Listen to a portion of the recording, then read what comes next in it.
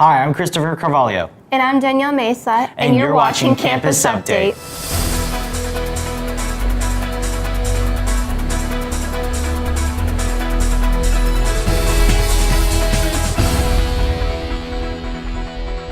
On President's Day, students and some adults get the day off at work or school. President's Day first started in 1968 when the 90th Congress created President's Day and first took effect in 1971. At first, many Americans did not like the idea due to only honoring President Lincoln in Washington and wanted the day to honor all presidents that served in our beloved country. In the end, they made President's Day separate from Washington and Lincoln's birthday, and it's still celebrated today. I'm Samantha Briel, wishing you a happy President's Day. Back to you in the studio. Last week on Valentine's Day, there was a blackout. Here's Natasha with the story. On Valentine's Day, residents in some parts of Huntington Beach and areas as far as Fontana and Arizona had the pleasure of spending the evening by romantic glow of candlelight. However, this was not necessarily by choice. At 7:30 p.m. on Tuesday night, lights suddenly went out until the power was restored at 11 p.m. Not only are power outages inconvenient for today's technologically dependent world, but they're also very dangerous. When streetlights go out, it causes lots of accidents and robberies. Were you affected by the power outage? Huntington Beach High School sure was. Thank you, Natasha. Last Friday, representatives from Orange Coast College and Golden West College came to Huntington Beach to give presentations to seniors graduating this year. Here's Anya Adavari with the scoop. Community college application dates are coming up on February 13th, so representatives from Orange Coast College and Golden West College came to the Career Center to inform students of important dates and information. After you apply, you are required to take the SOAR placement test at 1 p.m. on either March 21st or April 18th at Huntington Beach High School. You will then have the chance to tour either OCC or Golden West College's campuses on Tuesday, March 20th for OCC or Wednesday, March 7th for Golden West. You will then register in July. After 2 years of community college, you can transfer to a four-year school if you have 60 transferable units. Make sure to apply to OCC or Golden West College's websites. It's free. I'm Anya Adavari, and now back to you in the studio. Next is Natasha Granneman with your winter formal recap. On February 11th, a Live from New York themed winter formal was held at Soka University. This classy venue had a walkway over the water, balconies, and something different to do on each of the 3 stories. Downstairs, DJ Chris P rocked the dance floor while couples and friends danced the night away. People cooled down with a game of blackjack or went outside to see a live jazz band. There were a variety of snacks, desserts, drinks, and even a chocolate fondue fountain. With about 900 guests, Winter Formal was an overall success. I'm Natasha Granneman, back to you in the studio.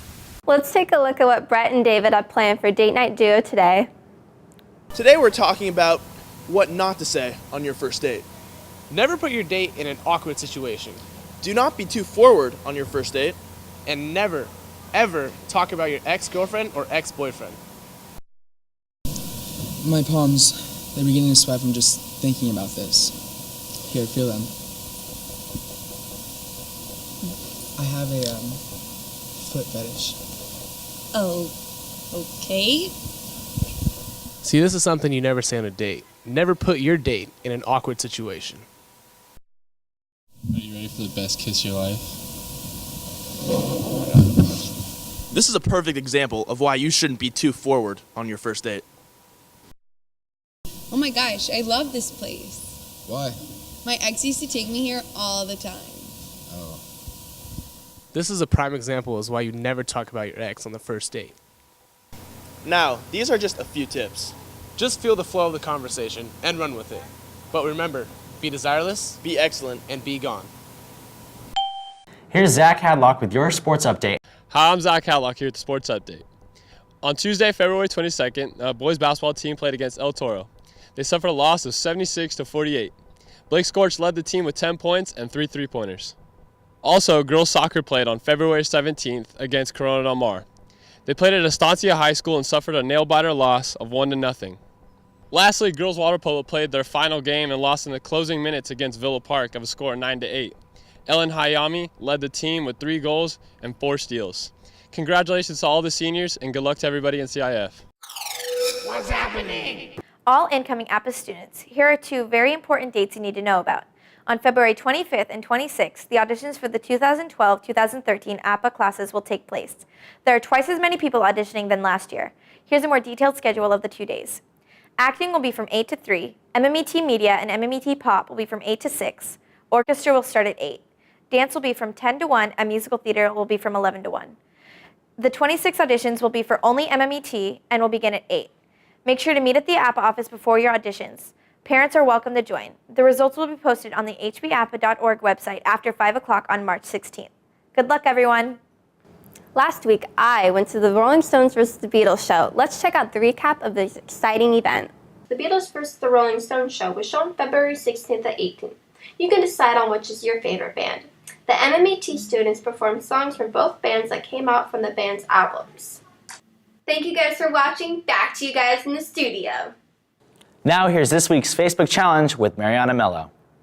Let's go surprise last week's Facebook challenge winner. Hi guys, I'm Mariana Mello with Campus Update. Is there a Cole Johnson here? Cole?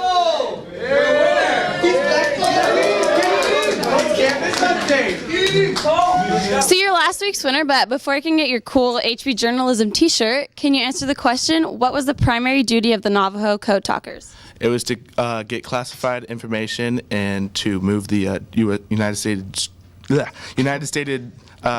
troops and to make a code so they can ensure the safety of the troops and not kill as many. Good job. There's your prize. Next week's question is an Algebra 2 CST question. If I equals the square root of -1, what is I to the 4th power? Is it legit? This week's Is It Legit question is asking if NATO was created in order to A. Develop goodwill between Eastern and Western Europe, B. Encourage diplomatic solutions to regional problems in North Africa, C. Facilitate regional economic development in North America, or D. Create a unified military defense between the U.S. and Western Europe. The correct answer is D. NATO, or the North Atlantic Treaty Organization, expressed its condolences after the death of 8 young Afghan civilians, but insists that the boys were a threat. On February 8th, a search operation over the eastern province of Kapisa spotted the group of civilians and deemed them a threat to nearby French and Afghan troops on the ground. 2 bombs were dropped, resulting in the death of all 8 children. Afghan government officials reported that the group consisted of goat herders from ages 6 to 18. However, General Louis Boone, spokesperson for the NATO, said that they were ready to attack and were an immediate threat. Fragments of the weapons were said to be found at the site of the bombing, but no concrete evidence has been found. Well, that's all we have for today, Oilers. I'm Christopher Carvalho. And I'm Danielle Mesa. And thank you for watching Campus Update.